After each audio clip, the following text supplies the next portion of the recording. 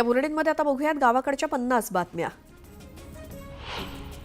राज्य परिवहनच्या कर्मचाऱ्यांच्या आर्थिक आणि इतर प्रलंबित मागण्यांसाठी महाराष्ट्र एसटी कामगार संघटना आज राज्यभर निदर्शनं करणार आहे। मुंबईतले कर्मचारी मुंबई सेंट्रल कार्यालयावर दुपारी निदर्शनं करणार असल्याचं महाराष्ट्र एसटी कामगार संघटनेच्या अध्यक्षांनी सांगितलं।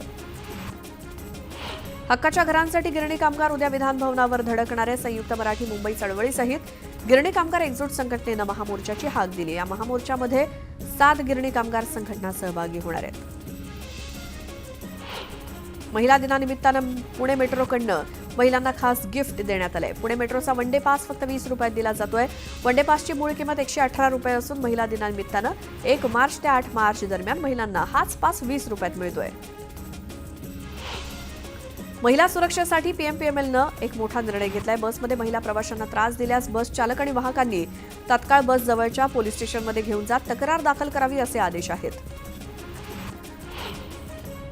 कोकण रेल्वे मार्गावरून धावणाऱ्या 3 रेल्वे गाड्यांची सेवा 21 मार्चपर्यंत अंशतः रद्द करण्यात आली आहे। कोकण रेल्वे मार्गावरील सीएसएमटीला जाणाऱ्या काही गाड्या अंशतः रद्द करण्यात आल्यामुळे प्रवाशांचे हाल होण्याची शक्यता आहे। राज्याचा पारा चढू लागलाय। 9 मार्चपासून विदर्भ, मराठवाडा, मध्य महाराष्ट्रात काही ठिकाणी कमाल तापमानात वाढ होईल। 13 मार्चपर्यंत तापमानवाढीचा हा कल कायम राहील। तापमान 38 ते 40 अंश सेल्सिअसपेक्षा अधिक नोंदवलं जाईल। मुंबईतल्या विविध प्रकल्प तातडीनं पूर्ण करण्याचे आदेश मुख्यमंत्री देवेंद्र फडणवीस यांनी दिलेत। मुंबई महापालिकेच्या सुरू असलेल्या सुमारे 1,41,000 कोटी रुपयांच्या प्रकल्पांचा मुख्यमंत्र्यांनी आढावा घेतला आणि मुंबईतील विविध प्रकल्प तातडीनं पूर्ण करण्याचे आदेश दिलेत। नवी मुंबई आंतरराष्ट्रीय विमानतळासाठी तातडीनं जमीन संपादित करता यावी, याकरता जमीन मालकाची बाजू न ऐकता भूसंपादन कायद्यात मनमानी पद्धतीनं नवा निकष समाविष्ट करण्यावरनं उच्च न्यायालयानं राज्य सरकार आणि सिडकोवरती ताशेरे ओढलेत। 20 मे 2015 रोजी कायद्यात हा निकष समाविष्ट करण्याचं घोषणापत्र आणि त्यानंतर त्या आधारे 7 जुलै 2017 रोजी दिलेला निवाडा न्यायालयानं रद्द केला। आंतरराष्ट्रीय स्तरावरील घडामोडींमुळे देशांतर्गत सोनं चांदीच्या भावात निरंतर वाढ होते। सोन्याच्या दरात 1200 रुपये प्रति तोळा तर प्रति किलो चांदीच्या दरात 1000 रुपयांनी वाढ झाली आहे। इंडियन शुगर मिल्स असोसिएशनने दिलेल्या ताज्या आकडेवारीनुसार फेब्रुवारी अखेरपर्यंत देशातील साखर उत्पादनात सुमारे 14% घट नोंदवली गेली आहे। उष्णतेच्या लाटेमुळे उसातला रस कमी होऊन साखर उत्पादनात घट आणि त्यामुळे पुरवठ्यात घट झाल्यानं साखरेच्या किमती वाढू शकतात। नवी मुंबईत बाजार समितीत मिरचीची आवक मोठ्या प्रमाणात होतीये।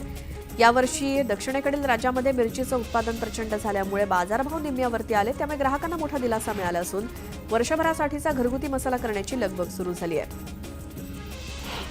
हळूहळू राज्यात तापमानात उन्हाचा पारा चढू लागलाय, त्यामुळे बाजारात लिंबाची आवक कमी आणि मागणी जास्त असल्यामुळे 10 रुपयांना 4 ते 5 मिळणारी लिंब आता 10 रुपयांना अवघी 2 मिळत आहेत।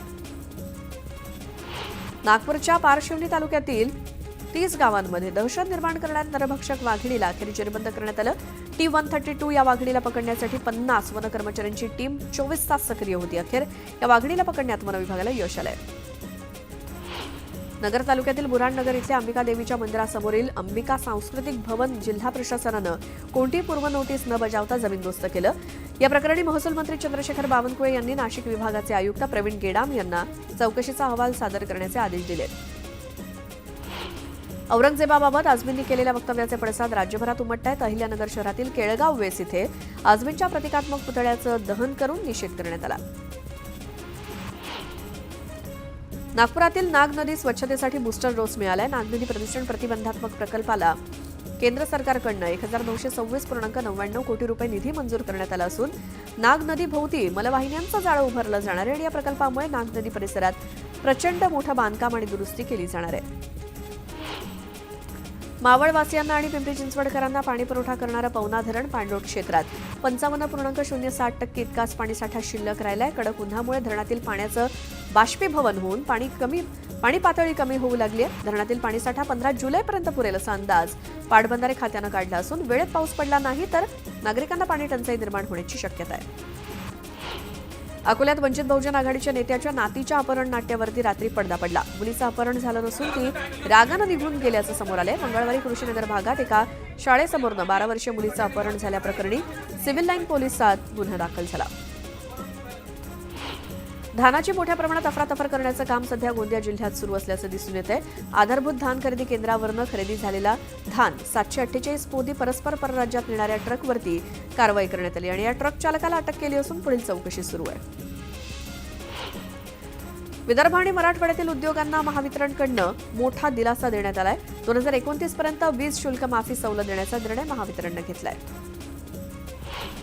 अकोल्यामध्ये भार क्षमतेहून अधिक माल वाहून नेणाऱ्या मालमोटारी आणि जड वाहनांविरोधात प्रादेशिक परिवहन अधिकारी कार्यालयाकडून मोहीम सुरू करण्यात आली आहे. त्याअंतर्गत 35 वाहनांवर दंडात्मक कारवाई करण्यात आली असून एकूण 10 लाखांचा महसूल मिळालाय. अमरनाथ शहरात गेल्या काही दिवसांपासून जागोजागी कचऱ्याचे ढीग साचल्याचं बघायला मिळते. कामगारांचे पगार थकल्यामुळे त्यांनी आंदोलन पुकारलं. शहरातील कचरा नियमितपणे उचलला जात नसल्यामुळे कचऱ्याचे ढीग साचले. नागपूर महानगरपालिकेतील तोडफोड, काँग्रेस कार्यकर्त्यांना भोवणारे 6 जणांविरोधात मनपानं पोलिसात तक्रार केली. बीड जिल्ह्यामध्ये गेल्या 5 वर्षात तब्बल 276 जणांचे खून झालेत. 766 जणांच्या हत्येचा प्रयत्न झाल्याच्या घटना घडल्यात. विशेष म्हणजे गेल्या 10 महिन्यात या जिल्ह्यात 36 खुनाच्या घटना उघडकीस आल्याची धक्कादायक माहिती विधिमंडळात देण्यात आली. रत्नागिरी ते नागपूर राष्ट्रीय महामार्गावरील नांदगाव पाटी इथे एका दुचाकी स्वाराला वाचवण्याच्या प्रयत्नात अहमदपूर आगाराची बस उलटली. या अपघातात 41 प्रवासी जखमी झाले. त्यातील दोघांना कायमचं अपंगत्व आलंय. पोलिसांनी गुन्हा दाखल करत दुचाकी स्वाराला ताब्यात घेतलं. सांगली जिल्ह्यातील विकास सोसायट्यांमार्फत शेतकऱ्यांना दिलेल्या पीक कर्ज वाटपापैकी 59,000 कर्जदारांकडे चक्क 666 कोटी रुपये थकीत आहेत. या थकबाकीदाराविरोधात जिल्हा बँकेनं विशेष मोहीम राबवली. आतापर्यंत 48 कोटींची थकबाकी वसूल करण्यात आली आहे. नाशिकच्या ओझर विमानतळावरती आणखी एक धावपट्टी निर्माण करण्याचा निर्णय हिंदुस्थान एरोनॉटिक्सनं घेतलाय. विमान सेवेसाठी वाढता प्रतिसाद तसंच आगामी काळात होणाऱ्या कुंभमेळ्याच्या पार्श्वभूमीवर हा निर्णय घेण्यात आलाय. रत्नागिरी जिल्ह्यातल्या खेडमध्ये पहिल्या होळीला कालपासून सुरुवात झाली. कोकणवासियांना शिमगोत्सवाचे वेध लागले. संपूर्ण कोकणात हा उत्सव एकाच वेळी साजरा होत असला तरी प्रत्येक गावची प्रथा परंपरा वेगळी आहे. शिमगोत्सवाचा आनंद आणखी शिगेला पोहोचणार आहे. सांगली पाटबंधारे विभागाकडून सिंचनाची मागणी वाढल्यामुळे कोयना धरणातून अतिरिक्त 1000 क्युसेक पाण्याचा विसर्ग करण्यात येणार आहे. त्यामुळे सांगली पाटबंधारे विभागाकडून सिंचनासाठी पाणी मागणी वाढली आहे. राज्यातील बाजार समित्यांमध्ये 2,06,000 क्विंटल कांद्याची आवक झाली. लाल कांद्याला सोलापूर बाजारात 1800 रुपये तर लासलगाव बाजारात 2200 रुपये दर मिळाला. सोलापूर बाजारात 100 रुपये तर लासलगाव बाजारात 150 रुपयांची घसरण झाली. अंडरवर्ल्ड डॉन अरुण गवळीला मुंबई उच्च न्यायालयाच्या नागपूर खंडपीठानं दिलासा नाकारलाय. संचित रजेवर असताना पुन्हा रजावाढीसाठी गवळीनं विनंती केली होती. दरम्यान गवळीची ही याचिका फेटाळण्यात आली. गर्दीनं तुडुंब भरलेल्या लोकलमध्ये प्रवाशांकडील मोबाईल हे चोरट्यांचं लक्ष असतं. 2024 या वर्षभरात 10,981 प्रवाशांचे तब्बल 27,10,08,223 रुपये किमतीचे मोबाईल चोरीला गेले. त्यापैकी 4,875 गुन्ह्यांचा तपास करून मुद्देमाल हस्तगत केल्यानंतर संबंधित प्रवाशांना ते देण्यात आले. राज्यात 2024 या केवळ एका वर्षात सायबर चोरांच्या टोळ्यांनी तब्बल 7,634 कोटी रुपयांचा गंडा घातलाय. या गुन्ह्यांमध्ये केवळ 11% आरोपींना अटक करण्यात आली असल्याचं वास्तव या निमित्तानं समोर आलंय. नागपुरात आशा वर्कर आजपासून ऑनलाईन आणि नवीन सर्व्हेचं काम थांबवणार आहेत. आशा वर्कर यांच्या विविध समस्या आणि मागण्या मांडल्यानंतर सुद्धा महापालिकेनं तोडगा न काढल्यामुळे आजपासून नागपुरातील आशा वर्कर कामबंद आंदोलन करणार आहेत. कर्जत पनवेल दरम्यानच्या रेल्वे कॉरिडॉरचं काम 70% पूर्ण झालंय. हा कॉरिडॉर 296 किलोमीटर लांबीचा असून त्यामुळे येणाऱ्या काळात लोकांचा प्रवास सुखकर होणार आहे. प्रकल्पासाठी 2,782 कोटी रुपये खर्च करण्यात येणार आहे.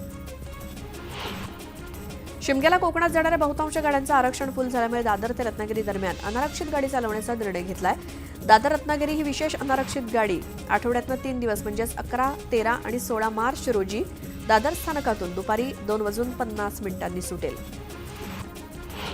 राज्यात 2024 या एकाच वर्षात जप्त झालेल्या अंमली पदार्थांची किंमत लक्षात घेता पुणेही आता अंमली पदार्थांची राजधानी म्हणून पुढे आल्याचं दिसतंय. पुण्यातून वर्षभरात 3,679 कोटींचं ड्रग्ज जप्त करण्यात आलंय. पुण्याच्या अनेक भागात अघोषित पाणी कपात सुरू आहे. शहराच्या विविध भागात पाणीपुरवठ्याची वेळ ही 1 ते 1.5 तासांनी कमी करण्यात आली आहे. पालिकेकडनं शहरामध्ये अनेक ठिकाणी पाण्याची वेळ बदलण्यात आली असून अनेक भागात कमी दाबानं पाणीपुरवठा होत असल्याचा आरोप स्थानिकांनी केलाय. उन्हाळ्याच्या झाडांची काळजी घेण्याची मोहीम मुंबई महापालिकेनं हाती घेतली. झाडांना पाणीपुरवठा करण्यासोबतच तुटण्याच्या अवस्थेत असलेली झाडं आणि फांद्या पालिकेकडनं आधीच तोडण्यात येणार आहेत. या कामाकरता पालिकेकडनं झाडांचं सर्वेक्षण करण्यात येणार आहे. प्रधानमंत्री पोषण शक्ती निर्माण योजनेअंतर्गत इयत्ता 1 ते 5वी मधील प्राथमिक वर्गातील विद्यार्थ्यांसाठी सरकारकडून प्राथमिक आणि उच्च प्राथमिक वर्गासाठी पोषण आहार पुरवण्यात येतो. अनेक महिन्यांपासून पोषण आहार पुरवणाऱ्या संस्थांकडून महागाईमुळे दरवाढीची मागणी होत होती. त्या पार्श्वभूमीवर आता केंद्र सरकारनं नवीन शासन निर्णयानुसार आहार खर्चात दरवाढ मंजूर केली आहे. राज्य सरकार आणि कल्याण डोंबिवली महापालिका आयुक्त डॉक्टर इंद्रुणाई जाखड यांच्या निर्देशानुसार महापालिका शाळांमधील विद्यार्थ्यांच्या सुरक्षिततेकरता सीसीटीव्ही यंत्रणा बसवण्यात आली आहे. नवी मुंबईत पालिकेच्या 61 शाळांमध्ये 502 सीसीटीव्ही कॅमेरे लावण्यात आले. युनिफाईड पेमेंट इंटरफेस सेवेसाठी व्यापाऱ्यांना मिळणाऱ्या सबसिडीमध्ये सरकारनं कपात केल्यामुळे हा खर्च ग्राहकांकडे वसूल करण्याची तयारी कंपन्या करतायत. गुगल पेनं डेबिट कार्ड आणि क्रेडिट कार्डवर शुल्क लावलं आणि पेटीएम आणि फोनपे यांनी मोबाईल रिचार्जवर शुल्क वसुली सुरू केली आहे. सुरक्षित गुंतवणुकीसाठी भारत हा विश्वासार्ह पर्याय असल्याचं आकडेवारीवरून समोर आलंय. उद्योग आणि अंतर्गत व्यापार प्रोत्साहन विभागाच्या आकडेवारीनुसार थेट परकीय गुंतवणूक चालू आर्थिक वर्षाच्या पहिल्या 9 महिन्यांमध्ये 27% वाढून $40.67 अब्ज पोहोचली आहे. राज्याच्या खेडोपाड्यात धावणाऱ्या एसटीच्या ताफ्यात येत्या 9 ते 10 महिन्यात नवीन 2650 लालपरी दाखल होणार आहे. टप्प्याटप्प्याने या गाड्या प्रवाशांच्या सेवेत दाखल होत असून गावागावात एसटीची उत्तम सेवा दिली जाणार आहे. गेल्या अनेक वर्षांपासून रखडलेला अंधेरी पूनमनगर येथील पीएमजीपी वसाहतीचा पुनर्विकास अखेर मार्गी लागणार आहे. वारंवार निविदा काढून देखील विकासकांनी पाठ फिरवल्यामुळे अखेर म्हाडानंच आता या वसाहतीचा पुनर्विकास करण्याचं नियोजन केलंय. मुंबई महानगरपालिकेतील दुय्यम आणि सहाय्यक अभियंता संवर्गासाठी 25 फेब्रुवारी 2025 रोजी घेण्यात आलेल्या ऑनलाईन परीक्षेत गोंधळ झाल्यामुळे प्रवाशांवर मोठ्या प्रमाणावर प्रशासनावरती टीका झाली होती. आता प्रशासनानं दुय्यम अभियंता या संवर्गासाठी 9 मार्च रोजी घेण्यात येणारी ऑनलाईन परीक्षा तुर्तास पुढे ढकलली आहे. पुण्यातील सिंहगड रस्त्यावरील मधुकोश सोसायटी ते प्रयाजा सिटी चौक दरम्यान गर्दीच्या वेळेत दररोज सकाळी आणि संध्याकाळी जड वाहनांना बंदी घालण्याचे आदेश वाहतूक शाखेचे पोलीस उपायुक्त अमोल झेंडेंनी दिले. नियोजित गृहप्रकल्पांची कामं सुरू असल्यामुळे अपघात टाळण्यासाठी हा निर्णय घेण्यात आलाय. उन्हाळ्यामध्ये प्रवास करताना रेल्वे प्रवाशांची गैरसोय होऊ नये, त्यांचा प्रवास सुखद आणि सुरक्षित व्हावा यासाठी मध्य रेल्वे प्रशासनानं वेगवेगळ्या उपाययोजना हाती घेतल्या आहेत. या योजनांची अंमलबजावणी करताना हलगर्जीपणा होऊ नये याबाबत संबंधितांना निर्देश देण्यात आले. पिंपरी चिंचवड शहरामध्ये 35 लाख लोकसंख्येसाठी 750 दशलक्ष लिटर पाण्याची आवश्यकता असून सद्यस्थितीत 620 MLD पाणी पुरवठा केला जातोय. त्यामुळे शहरात पाणी पुरवठा विस्कळीत होत असल्याची कबुली उपमुख्यमंत्री एकनाथ शिंदेंनी दिली. ठाण्यामध्ये पावसाळ्यात नाले तुंबून आपत्कालीन परिस्थिती निर्माण होऊ नये यासाठी महापालिकेकडून यंदा देखील नालेसफाईची कामं करण्याची तयारी सुरू झाली आहे. यासाठी पालिकेनं 25 मार्चपर्यंत कामाचे कार्यादेश देण्याचं नियोजन आखलंय. तर पालिका या कामासाठी 10,29 लाख रुपये खर्च करणार आहे. नवी मुंबई पालिकेनं नुकत्याच मांडलेल्या अर्थसंकल्पात आणखी एक ETC केंद्र निर्माण करण्याचा संकल्प केलाय. हजारो अपंग विद्यार्थ्यांना शिक्षण देण्याचं आणि या मुलांच्या आयुष्यात आनंद मिळवून देण्याचं काम ETC केंद्रामार्फत करण्यात येतं. नवी मुंबई महापालिकेच्या उत्पन्नाचा महत्त्वाचा स्रोत असलेल्या मालमत्ता कर विभागात नोंदवल्या जाणाऱ्या मालमत्तांचं मूल्यांकन करणारी महत्त्वाची प्रणाली मागील महिनाभरापासून ठप्प झाली आहे. परिणामी आर्थिक वर्षाच्या अखेरच्या सत्रातच या महत्त्वाच्या विभागाचं कामकाज थांबलंय. मुंबईत बेकायदा फलकांची समस्या खूपच गंभीर असून त्याबाबत तक्रारी करण्याऐवजी त्याला आळा घालणारे उपाय सुचवा असे आदेश उच्च न्यायालयानं सरकार, महापालिका आणि याचिकाकर्त्यांना दिलेत. प्रतिबंधात्मक कारवाई केली तरच त्याला आळा बसेल अशी टिप्पणी न्यायालयानं केली. किती कलंकित नेत्यांना सवलत दिली असा सवाल करत सर्वोच्च न्यायालयानं या प्रकरणी प्रतिज्ञापत्र सादर करण्याचे निर्देश निवडणूक आयोगाला दिलेत. नेत्यांचा गुन्हा सिद्ध झाल्यानंतर 6 वर्षांच्या बंदीचा कालावधी कमी केला किंवा त्यांना निवडणूक लढवण्याची सूट दिली. असे किती नेते आहेत याबाबतची माहिती देण्याचे निर्देश न्यायालयानं निवडणूक आयोगाला दिलेत. वीज बिलाची थकबाकी वसुली, थकबाकीमुळे वीज पुरवठा खंडित करणं, वीज मीटर काढल्यानंतर अभियंते आणि कर्मचाऱ्यांना शिवीगाळ, मारहाण करण्याच्या घटना घडल्यात. मात्र आता वीज कर्मचाऱ्यांना मारहाण केली तर थेट कोठडी गाठावी लागणार आहे.